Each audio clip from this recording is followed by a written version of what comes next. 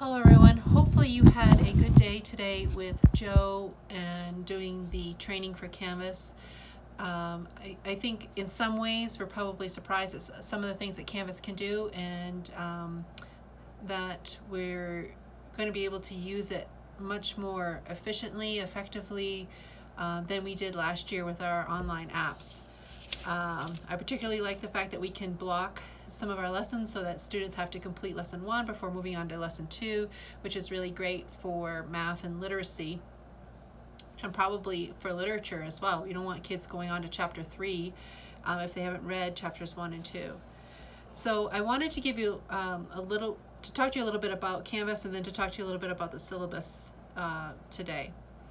So with Canvas, I imagine from what I've heard from those of you who have taken the course and who have spoken to me about it, that you've had an introduction, but you still don't have the ease of use because you didn't have your classes already built, and to be able to post some of your lessons and so forth. So on Monday and Tuesday, we are going to have our parent-teacher conferences. As soon as you get a parent conference form, maybe every few hours or so, or maybe at lunch break, a little bit later in the day, run them down to me so that we can start putting together lists of hybrid versus some in school. Right now, we just don't know what parents are going to want to do, and it's really hard to put together class lists in order to protect you from having to do an entire online class and an entire in-class class. So we're trying to minimize the work, and the only way we can do that is if we separate it out as much as we can for hybrid and for fully remote. So until parents elect that information, we don't really know what to put for your class. So the other thing is we won't have a lot of time before the first day of school after the parent-teacher conferences. So what I'm thinking is that you've been developing some introductory lessons, some introductory class, maybe a simple get-to-know-you game or a video to introduce yourself, those sorts of activities. As soon as we get your class list together, which is hopefully Wednesday, we can post those things for Thursday.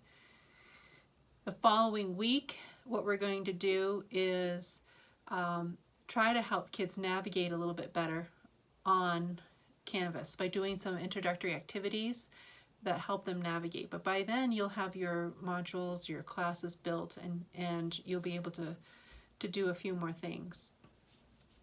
So for the next couple of days, while we're waiting for parent-teacher conferences and waiting for your class lists, if you have time, you can play around in Canvas to see if you can learn a little bit more on your own or become more familiar with it. But also what you need to do is put together some introductory lessons and then be working on your first quarter syllabus. So Mr. Green gets the gold star for today because he dropped off his first syllabus for one of his courses for literature, and he asked me to give some feedback and see if he was on the right track before he spent more time working on it. So I thought it might be helpful to revisit this a little bit and give you a little more information, since it's difficult to calibrate that since we've never done it before, and we probably all have different ideas of what should be included. So we have the dates listed. So each line is a week, and we have 8:13 to 8:14 that first week, introductory lessons, and then 8:17 to 10:9. October 9th is the last day of the quarter. So this assignment schedule, the syllabus, should go through that time period. And so he did this for literature, and he has the topic and the materials, so the Robin Hood text, and he's got it laid out when the students are going to be going over what chapters. He has on here what the teacher will post, and he's going to post study questions and a discussion question and a quiz, and students are going to do these items, and the materials that they need is the Robin Hood book. So what I would ask that we do is, and I think that's a good framework to start. I think if you could get to that point, that kind of lays out the quarter, you feel a little bit more comfortable, you know what you're going to do, you know what you're going to need, and you have a direction. One thing that you might want to consider in doing this is, what are your questions that you're going to ask?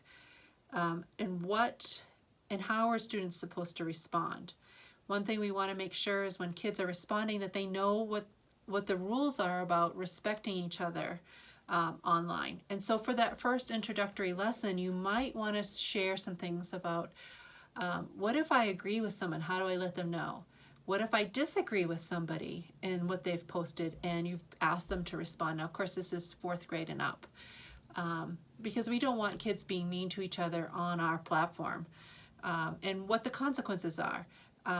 Talking about our school virtues and all of that. So you may want to, at some point before school starts, to talk about how do we handle ourselves on this new way of doing school, and how do we be kind to each other, and how do we uphold our virtues.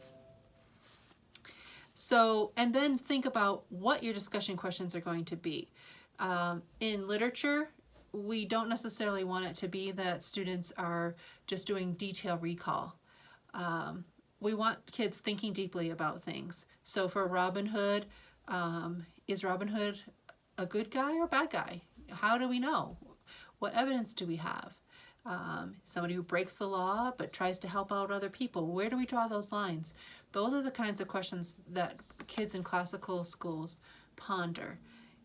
It's not about what happened after this, or who was the character that did this, or those kinds of detail questions. You could say, why did a character do something?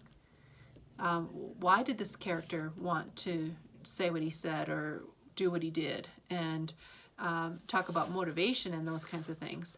So you can do that. And also think about your quiz. What is it that you're quizzing them on?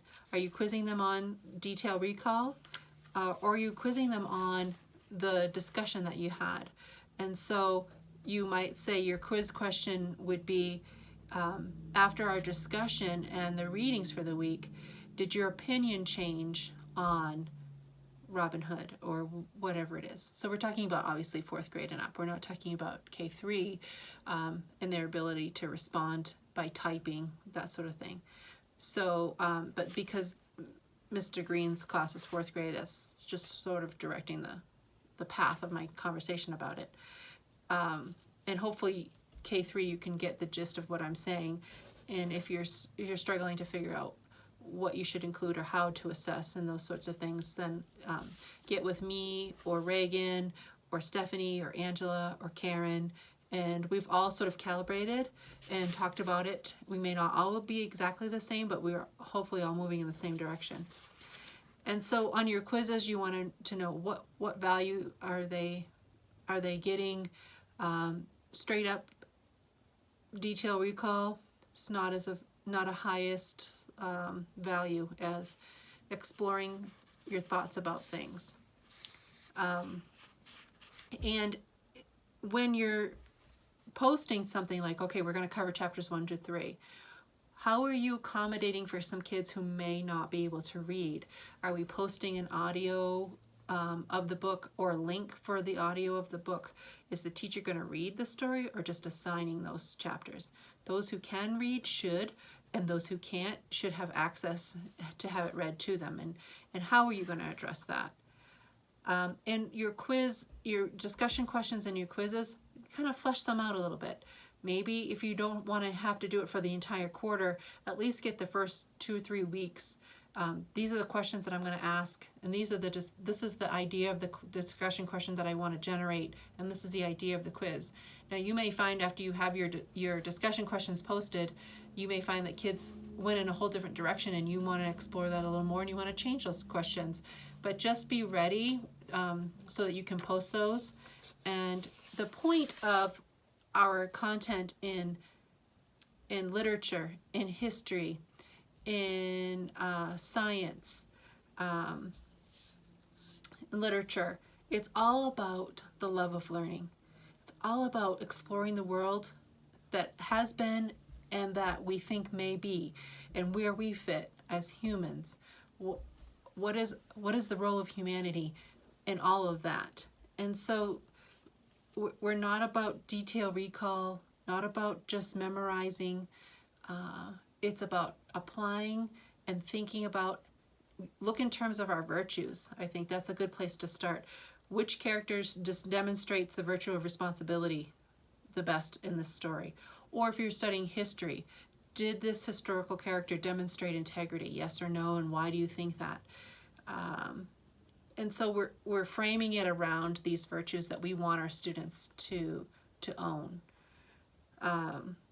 So in thinking about your syllabus, what are you going to post? What are the questions? How are you going to assess? What materials do they need? And do your best to flesh that out as much as possible. And then drop off your syllabus to either one of us, to Karen, to me, to Stephanie, Reagan, Angela, and one of us will help you process where you are in the syllabus and how we think we can help you kind of get it more cohesive and that you feel more confident with it. One thing that we did talk about was if a student is posting to a discussion question, maybe you want to encourage them to post to other students who have said something and respond to those students. Also, you might want to invite them to a Zoom meeting and say, everyone who's posted to this discussion question, I'm going to invite to a Zoom meeting, and then you can allow them to have conversation together about the topic.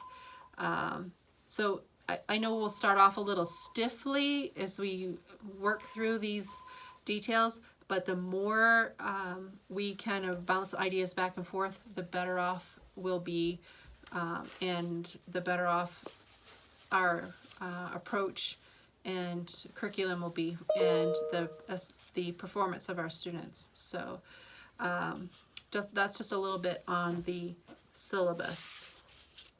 I'm also going to do a video on the parent-teacher conference. Just another reminder, and to do a sort of a mock conference of how I think it will probably go, or how I think you could help approach that. So I'll be doing that video next. So thanks, everyone.